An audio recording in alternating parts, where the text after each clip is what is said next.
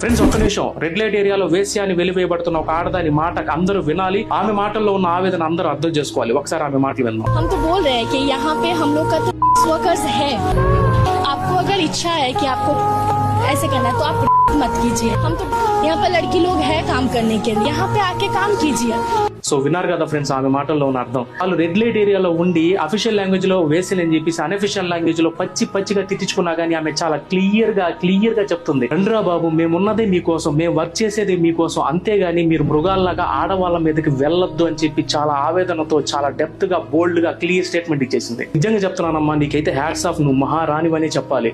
So of course ఇది ఇల్లీగలే కావచ్చు, తప్పే కావచ్చు, కానీ మనలో ఉన్న చాలా మంది మృగాల వల్ల ఇలాంటిది తప్పైనా తప్పదు. ఫ్రెండ్స్ ఇలాంటి మహోన్నతమైన మనసున్న మహారాణి గురించి అందరికి తెలియాలి. అయ్యా నాయన ఇలాంటి వ్యక్తుల గురించి చాలా మంది తెలియజేయాలన్నా, నాలాంటి వాడు ఇంకొన్ని వీడియోస్ చేయాలన్నా కానీ లైక్ అండ్ షేర్ తోనే సాధ్యం. కాబట్టి ఫ్రెండ్స్ నా అనుకున్న నా ఫ్యామిలీ మెంబర్స్ మాత్రం లైక్ అండ్ సబ్స్క్రైబ్.